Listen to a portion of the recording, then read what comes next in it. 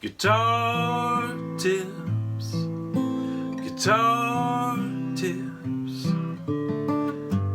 just the tips, just for you. Guitar tips.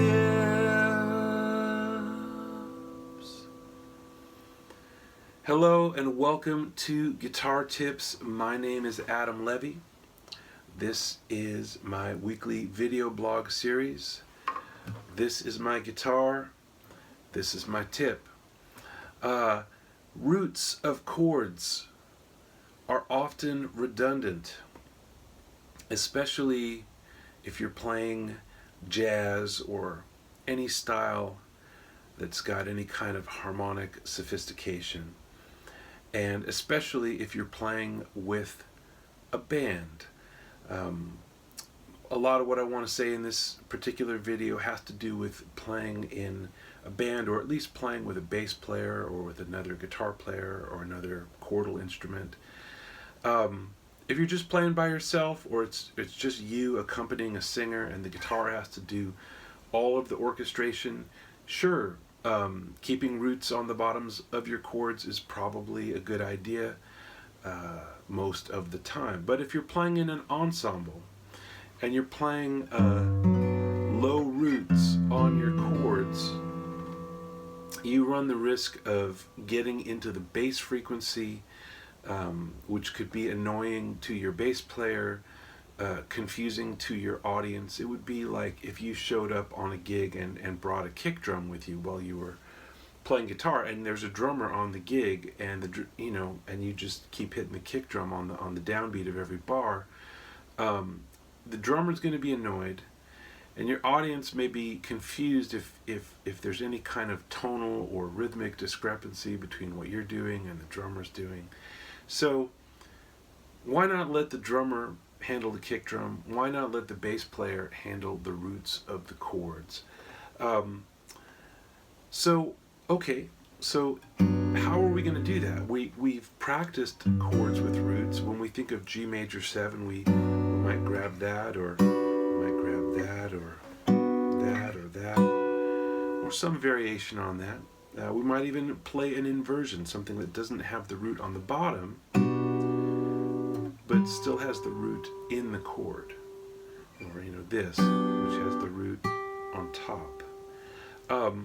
What I'm talking about is not just getting the root off the bottom, but just completely eliminating the root, so that when you see a chord symbol like G major 7, say, you just don't even think about playing a G anywhere in the chord. So you could play this, which all on its own looks like a B minor triad. So that could be informative. That means any place you put a B minor triad on the guitar, if the bass player plays G, that the whole picture is a G major 7 chord.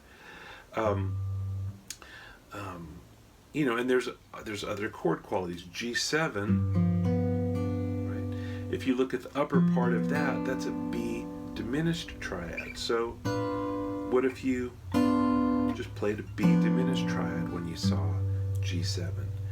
And what about G minor 7? Okay, well, the upper part of that is a B flat triad. So you could just play a B flat triad anywhere you know it. And I've been playing closed position triads here. That means all of the notes of the triad are within an octave. They're as close together as they can be. You could spread them out. That's a spread out B flat triad. Here's another one. And if the bass player plays G, that's going to sound like G minor 7. So here's that whole thing. And same is true for the other chord qualities that I mentioned. If on a G major 7, you don't have to play a closed position B minor. You could play this. That's a B, D, F sharp.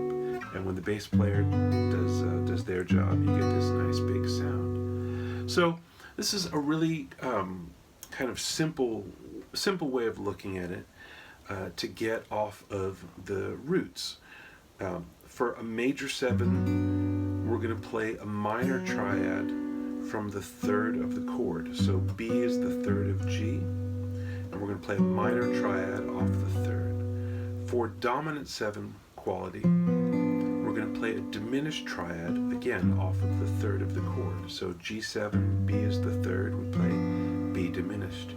If we're playing C7, we'd play E diminished. If we're playing F7, we'd play A diminished, and so on. And then for minor 7, it's a little different. We're going to play a major triad off of the minor third of the chord. So for G minor 7, we'll play a major triad off of the minor third. It's a little much to think of. What you want to do is practice this stuff enough to where you're not having to add and subtract every time you see a chord symbol. It just becomes intuitive. So that's the sound. For C minor 7, you would play an E flat triad. For F minor 7, we'd play an A flat triad. For B flat minor 7, we would play a D flat triad, and so on. If you're watching this on my Guitar Tips YouTube channel, then this would be the end of the tip. It's plenty to work on. If all you take away from this video is these upper structure triads for the 3 different chord types, and you work that out on different string sets, different keys, different chord qualities, you will have a whole lot of work ahead, and I hope that you find it valuable. If you like this sound, if you're interested in Rootless chord sounds and you want to dig deeper and get more information, there's a whole lot more in the Guitar Tips Pro version of this tip. There's an etude based on All the Things You Are, the jazz standard, where I talk about not just using triad, but other upper structure, through other upper structure 3-note shapes that can give us lots of colorful sounds. There's a whole, there's 6 pages of other Rootless voicings that you can get a PDF of that I think shine a light on the, not just on the structure of harmony, but on the structure of the guitar, the way it's tuned, and what's possible using open strings and also non-open strings.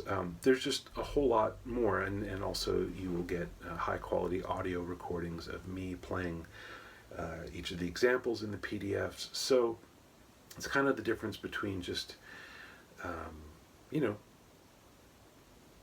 scratching the surface of an idea and taking it as far as you can, and actually going on a deep dive into the topic with me and with yourself. So if that interests you, and I hope that it does, follow the link down below to Guitar Tips Pro and get involved. For Guitar Tips and Guitar Tips Pro, my name is Adam Levy. Stay tuned and take good care.